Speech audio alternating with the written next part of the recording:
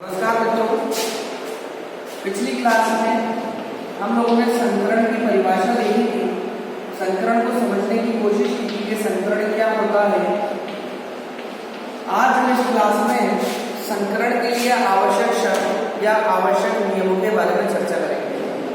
संकरण क्या है? बेसिकली हाइब्रिडाइजेशन हमने पिछली क्लास में पढ़ा है कि संकरण एक ऐसी प्रक्रिया है जिसमें किसी परमाणु के वो आयन भी हो सकता है। ध्यान रखना, संकरण परमाणुओं में भी हो सकता है और संकरण आयनों में भी हो सकता है।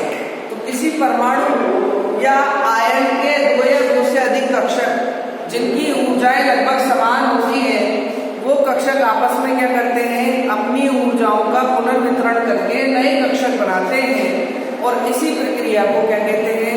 संकरण कहते हैं। दूसरे शब्दों में अगर हम कहें तो संकरण ऐसी प्रक्रिया है जिसमें दो या दो से अधिक कक्षक मिलकर के अपनी ऊर्जाओं का आदान प्रदान करते हैं और उन्हें उन ऊर्जा का क्या करते हैं? पुनर्वितरण करते हैं और पुनर्वितरण करने के पश्चात नए कक्षक बनाते हैं और इस प्रक्रिया को क्या कहते हैं? संकरण कहते हैं। मित्रों, संकरण में हमने एक बात और पढ़ी थी कि संकरण में जितने कक्षक भाग लेते हैं, संकरण के बाद उतने ही कक्षक प्राप्त होते हैं। अर्थात संकरण से पहले बनने वाले कक्षकों की संख्या और संकरण के बाद बनने वाले कक्षकों की संख्या क्या होती है? बराबर होती है। ठीक है, अब हम देखते हैं संकरण के नियम। ये इंपॉर्टेंट टॉपिक है, आपको याद करना है। परिभाषा और नियम दोनों पूछे जाते हैं। संकरण किसे कहते हैं? संकरण के नियमों की विवेचना कीजिए। तो एक एक करके हम संकरण के नियमों को समझेंगे। संकरण के नियम साथ साथ आप उसको अपनी कॉपी में जो भी आपने रजिस्टर बनाया हुआ है उसमें इसको नोट करते हुए चलिएगा। तो देखिए मित्रों, सबसे पहले संकरण का पहला नियम। ठीक है, पहला नियम क्या कहता है? संकरण का पहला नियम ये कहता है कि संकरण जो है एक ही परमाणु या आयन के, ठीक है, एक ही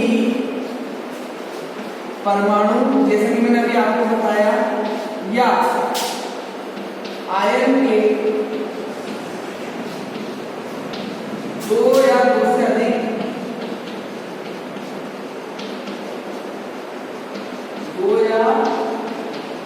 से अधिक कक्षकों के मध्य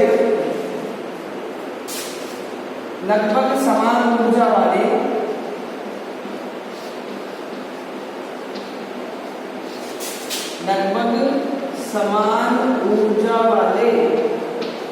कक्षकों के मध्य ही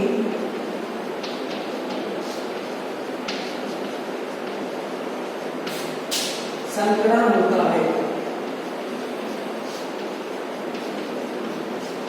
ये चर्चा हमने पिछली कक्षा में भी की थी। ध्यान रखिएगा, यदि दोनों या जो भी भाग संकरण की क्रिया में जो भी कक्षक भाग ले रहे हैं, यदि उनके मध्य ऊर्जाओं का अंतर अधिक है, ऊर्जा का एनर्जी गैप, एनर्जी डिफरेंस अधिक है, तो उनके मध्य संकरण नहीं होगा। संकरण केवल उन्हीं कक्षाओं में संभव है जिनकी ऊर्जाएं लगभग समान होती हैं। ठीक है, इसके बाद दूसरी इंपॉर्टेंट बात क्या है? दूसरी बात यह है कि संकरण से पहले या संकरण में भाग लेने वाले कक्षकों की संख्या, संकरण में भाग लेने वाले कक्षकों की संख्या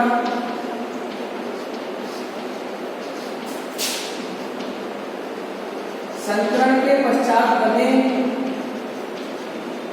संकरण के पश्चात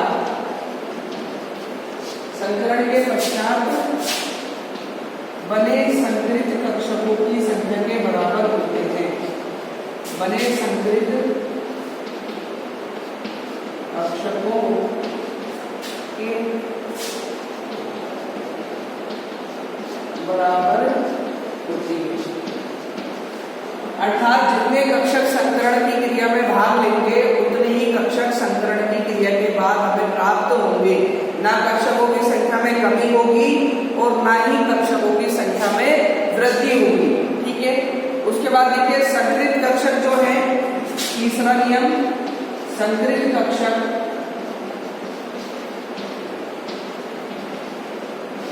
अधिक दिशात्मक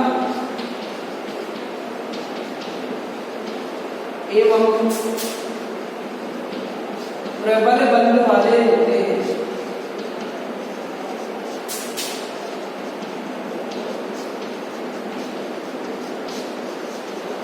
अधिक दिशात्मक का मतलब है कि संकरित कक्षकों से हमें बंध का ज्ञान हो जाता है कि जो सेंट्रल एटम केंद्रीय परमाणु है वो किस प्रकार से कहाँ कहाँ पर बंध बना रहा है, और उनसे बनने वाले जो बंध होते हैं वो संकरण से पहले जो बंध थे उनकी तुलना में कैसे होते हैं, प्रबल होते हैं। यानी कि हम कह सकते हैं कि संकरण होने के बाद कक्षकों के बीच जो रासायनिक बंध होते हैं उनकी प्रबलता क्या होती है, बढ़ जाती है, इंक्रीज हो जाती है, वो और ज्यादा क्या होते हैं, मोर स्ट्रांगली बॉन्डेड हो जाते हैं, ज्यादा प्रबलता से जुड़ जाते हैं। ठीक है,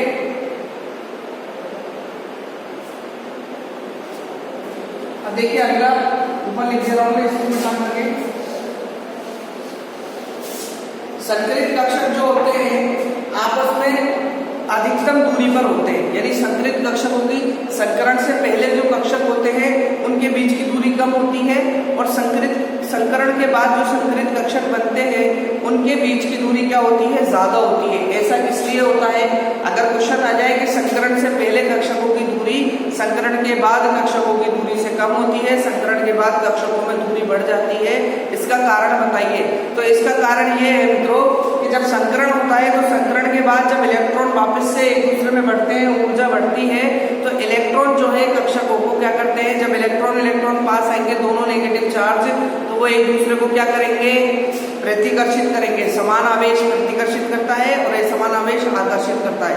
तो जब इलेक्ट्रॉन एक दूसरे को प्रतिकर्षित करेंगे तो प्रतिकर्षण के द्वारा क्या होगा कि उनके बीच जो कक्षक की दूरी है वो बढ़ जाएगी। तो ध्यान से चौथा नियम हम तुम्हें लिखेंगे कि संकरित कक्षकों के बीच की दूरी या संकरित कक्षक आपस में अधिकतम दूरी पर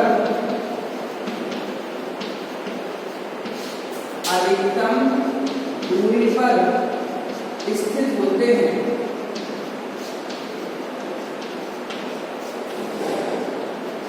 संकरित कक्षक आपस में अधिकतम दूरी पर स्थित होते हैं, क्योंकि इसका रीजन भी बताना पड़ेगा क्यों होते हैं भाई। ऐसा क्या होता है कि उनकी डिस्टेंस बढ़ जाता है, क्योंकि संकरण के बाद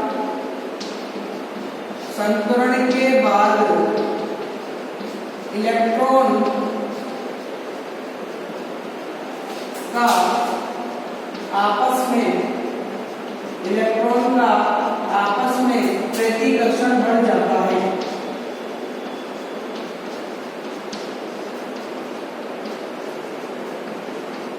इलेक्ट्रॉन का आपस में प्रतिकर्षण बढ़ जाता है, और जब इलेक्ट्रॉन का प्रतिकर्षण बढ़ेगा तो सिंपल सी बात है कक्षकों के बीच की दूरी बढ़ेगी। ठीक है,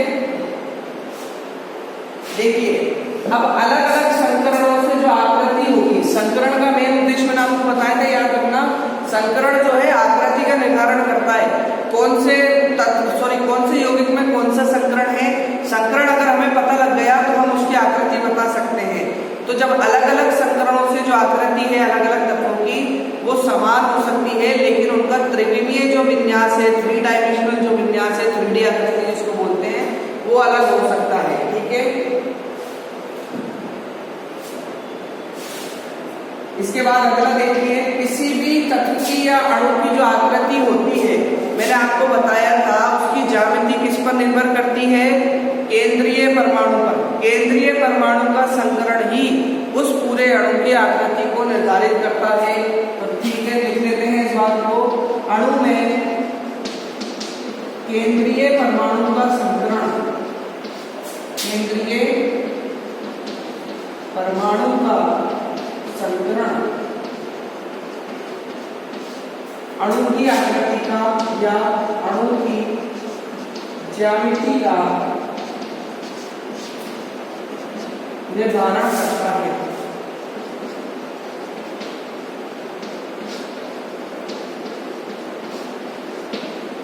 अणु की आकृति के या अणु की ज्यामिति का निर्धारण करता है। और केंद्रीय परमाणु क्या होता है, सेंट्रल एटम। सेंट्रल एटम मित्रों वो होता है जिससे परस्पर सभी अन्य परमाणु 2 या 2 से अधिक जुड़े होते हैं। सबसे सिंपल बात करते हैं मेथिन की, CH4। तो मेथिन का स्ट्रक्चर जो है इस प्रकार का होता है। तो इसमें जो कार्बन है, कार्बन क्या है, सेंट्रल एटम है, ठीक है। अगर जल के अणु की बात करेंगे, जल के अणु में कौन होता है, H2 की बात करते हैं। H2 में कौन है, तो H2 की आकृति कुछ इस प्रकार की होती है और इसका जो सेंट्रल एटम होता है वो होता है ऑक्सीजन। तो यहाँ पर इसकी अगर जल के अणु की आकृति की बात करें, किस पर डिपेंड होगा, ऑक्सीजन पर।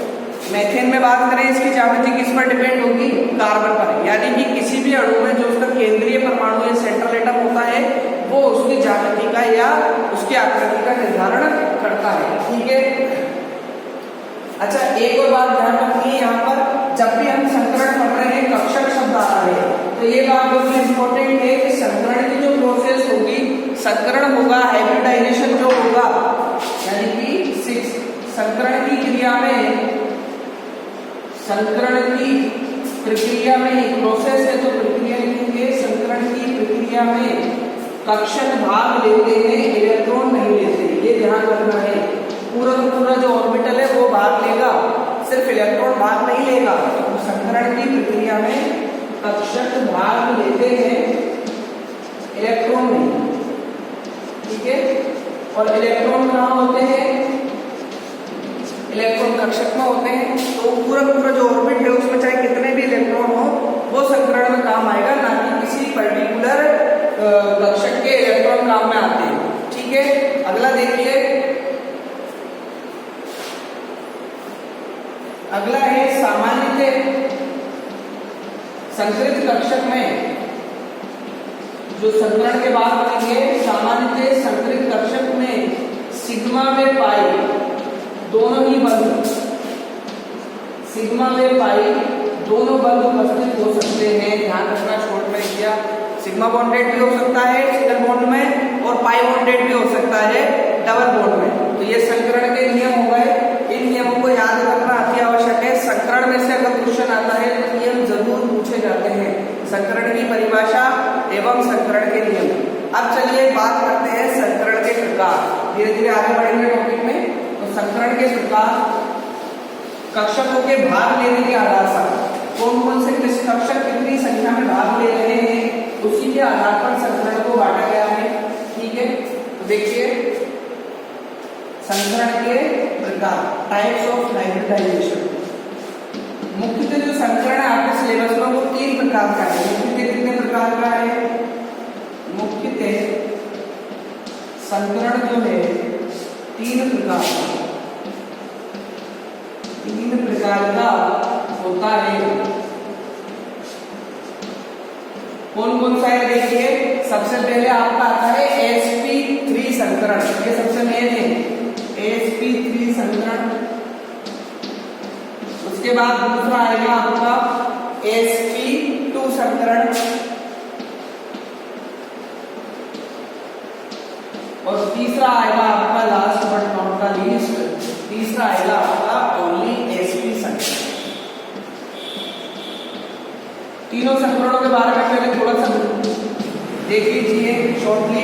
sp3 यानी कि दिख रहा है sp3 यानी ऐसा संकरण जिसमें एक s कक्षक और 3 p कक्षक आपस में भाग लेकर के नए संकरित कक्षक बनाते हैं, तो वो कहलाता है sp3। अब देखिए sp3 संकरण में कितने कक्षक भाग ले रहे हैं, ध्यान से देखिएगा। एक तो s कक्षक है और 3 हमारा p कक्षक है, तो 1 और 3 कितने हो गए, 4 कक्षक हो गए। तो इसका मतलब है कि sp3 संकरण में 4 कक्षक भाग ले रहे हैं और बनने वाले कक्षकों की संख्या भी कितनी होगी, 4 होगी। क्योंकि संकरण का नियम क्या कहता है, अभी अभी पढ़ा हमने, संकरण का नियम कहता है कि संकरण में जितने कक्षक भाग लेते हैं संकरण के बाद भी उतने ही कक्षक प्राप्त होते हैं। इसके बाद अगला देखिए, इसमें sp2, इसमें p में 2 ही रह गए और s का 1 हो गया, तो इसमें कितने कक्षक भाग ले रहे हैं, इसमें 3 कक्षक भाग ले रहे हैं और संकरण के बाद भी कितने बनेंगे, 3 ही कक्षक बनेंगे। और इसी प्रकार sp में एक s कक्षक और एक ही p कक्षक, तो कितने हो गए, 2 कक्षक हो गए। और संकरण के बाद भी हमें कितने कक्षक प्राप्त होंगे, 2 ही कक्षक प्राप्त होंगे। तो sp3, sp2 and sp, s और p यहाँ पर कक्षकों के प्रकार को प्रदर्शित करता है। sp3 का मतलब है एक s कक्षक और p3 मतलब 3 p के कक्षक। तो पहले वाले को हम थोड़ा सा और विस्तृत रूप से डाल लीजिए sp3।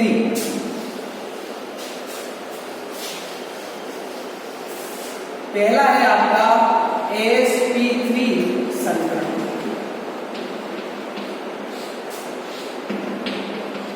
sp3 संकरण क्या होता है? sp3 संकरण है कि ऐसा संकरण इस सबको नोट करते हुए चलना है।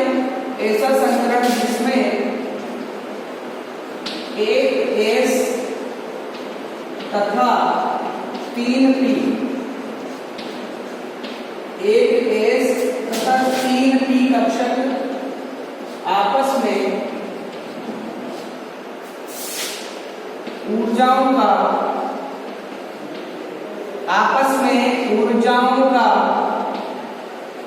पुनर्वितरण कर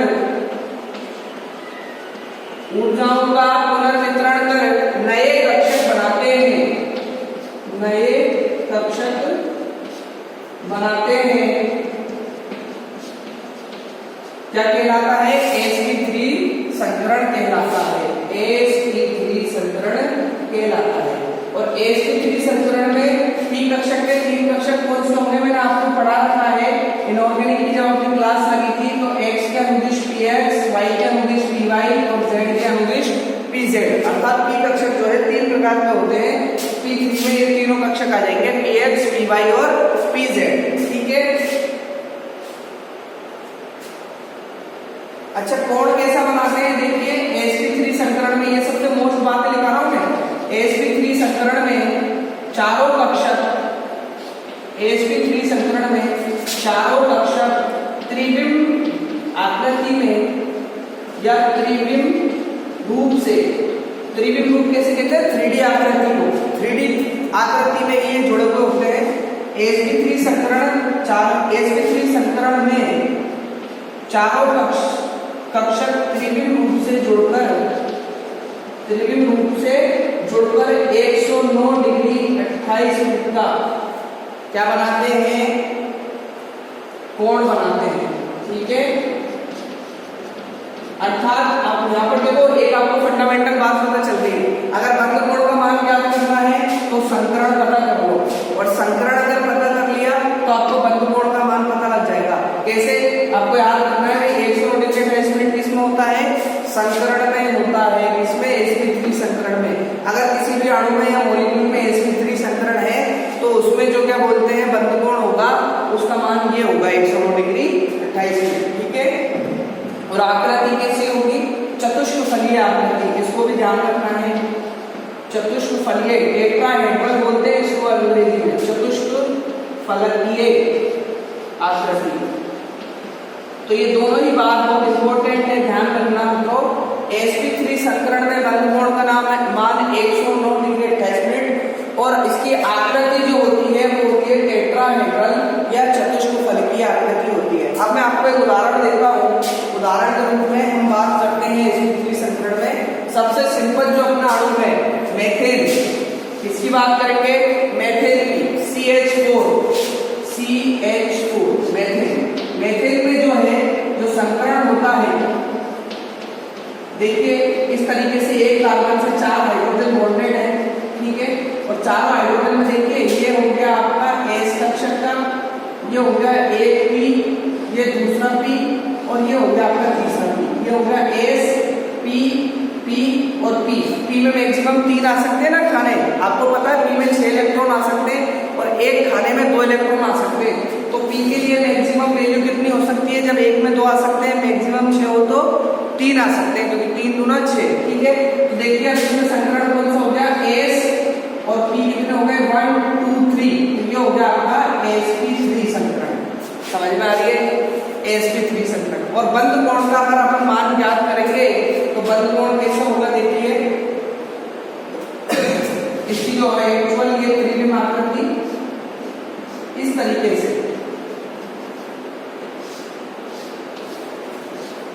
ये टेट्राहेड्रल 1 2 3 4 चतुष्फलकीय, और ये जो बंद कोण होगा आपका ये होगा 109 डिग्री। समझ में आ गई बात? अर्थात इसमें मेथेन में sp3 संकरण है, और sp3 संकरण होने के साथ साथ इसके बंद कोण का मान 109 डिग्री 28 मिनट है। और इसका जो क्या बोलते हैं ज्यामिति है, इसकी आकृति है, इसकी जो स्ट्रक्चर है वो कैसी है, चतुष्क फलकी है। 4 फलक होंगे इसमें, देखिए 1 2 3 और एक 4 फलक। और इसमें सेंट्रल एटम जो है वो कार्बन है। कार्बन की संयोजकता 4 होती है, 4 हाइड्रोजन जुड़े हुए हैं और कार्बन के द्वारा ही हमने संकरण का निर्धारण किया है क्योंकि कार्बन की संयोजकता 4 है। सेंट्रल एटम पर डिपेंड करता है संकरण और संकरण पर डिपेंड करती है आकृति। तो इनडायरेक्टली सेंट्रल एटम पे क्या डिपेंड हो गई, आकृति डिपेंड हो गई। अब इसके और उदाहरण देख लेते हैं। और उदाहरण कौन कौन से हैं, sp3 संकरण के उदाहरण देखिए। sp3 याद रखना है आपको, ये ओरली याद होना चाहिए कि इसमें कौन कौन से संकरण होते हैं, तो आपको याद रखना पड़ेगा sp3 संकरण के उदाहरण